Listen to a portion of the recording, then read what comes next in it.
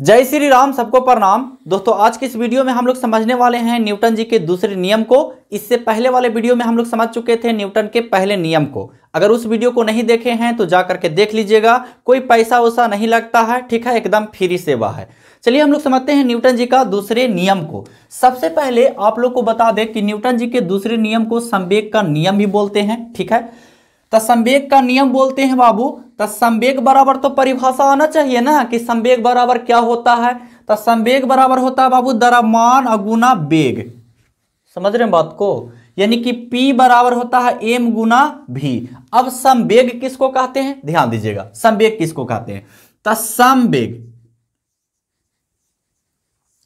किसको कहते हैं, तो संवेग किसको कहते हैं, इसको जानने के लिए बाबू सबसे पहले अपना वजन को जानना होगा।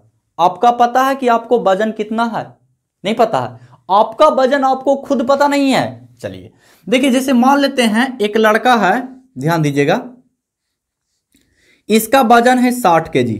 केजी बाबू 60 केजी। ये दौड़ता है 5 किलोमीटर प्रति आवर, मतलब 1 घंटा में 5 किलोमीटर दौड़ता है। अब तुम लोग थोड़ा सा बताओ बाबू एक बात, कि अगर 1 घंटा में 5 किलोमीटर दौड़ता है, ठीक है, 60 केजी इसका वजन है, ठीक है जी, तो अगर हम 10 किलोमीटर प्रति घंटा दौड़ेंगे तो क्या 60 केजी से इसका वजन घट करके 50 केजी हो जाएगा, या फिर 60 केजी से इसका वजन बढ़ के 70 केजी हो जाएगा। समझ में आ रहा है कुछ बात? जी नहीं।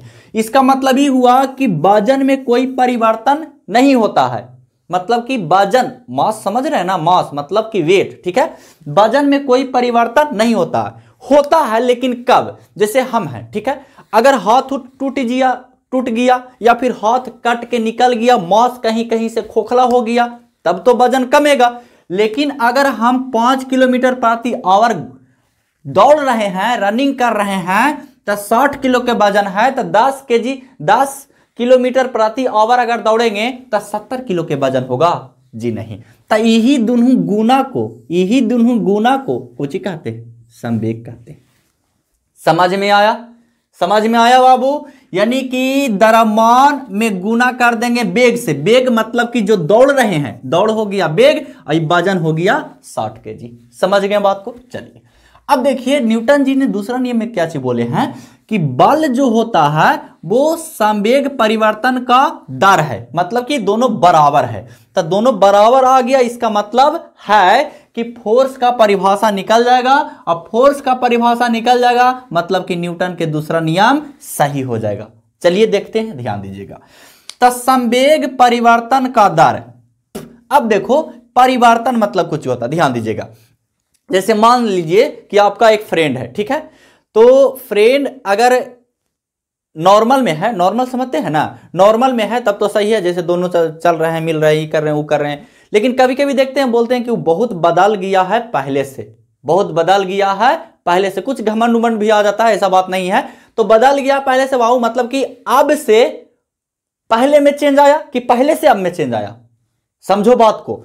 अब से हम बोलते हैं कि एक दोस्त जो है, ध्यान दीजिएगा, समझ में आएगा, वो बदल गया है। तो अभी तो नॉर्मल है, मतलब दोनों बराबर है, मतलब बदला नहीं है। लेकिन जब बदलता है तो कुछ करते हैं, घटाते हैं, कि अब तुम बदल गया, तुम घट जाओ, जैसे घटाते हैं कि नहीं। समझ रहे बात को? यहां पे उदाहरण में ले रहे हैं, ठीक ना। चलिए, तो घटाते हैं, तो कैसे घटाते हैं, पहले के आगे देखते हैं कि पहले ही कैसा था, है ना, वो देख लिए, फिर बाद में देखते हैं कि बाद में कैसा था, कैसा हो गया। तब बाद वाला से पहले वाला को कुछ करते हैं, घटाते हैं। तो उसी तरह से बाद वाला को बाबू, सॉरी यहां पे 1 होगा, बाद वाला को पहले वाला में घटावेंगे, ठीक है, यानी कि बाद वाला से पहले वाला को घटा लेंगे, तब परिवर्तन का दर हो गया। अब दर मतलब होता है कुछ टी, है ना, दर मतलब समय, मतलब समय से भागा देते हैं ना, उसी को दर बोलते हैं। समझ में आ गया जी संवाद? हाँ, ये सब छोटा छोटा बात है। तब बाद वाला तो संवेग हो गया, बाद वाला संवेग, फिर ये पहले वाला संवेग, तब बाद वाला संवेग में से पहले वाला संवेग को घटा लेंगे, और यहाँ बोल दिया दर, तब टी से भागा देंगे कि ना, जी देंगे। चलिए ठीक, कोई दिक्कत है नहीं।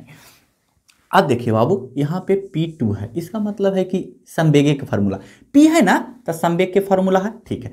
2 खाली दे दिया ना, तो क्या दिक्कत है, इसका फॉर्मूला में दोनों में कुछ ही लगा देंगे, 2 लगा देंगे, तब इसका हो गया ये वाला फॉर्मूला, ठीक है, और इसका हो गया ये वाला फार्मूला। कोई दिक्कत है नहीं।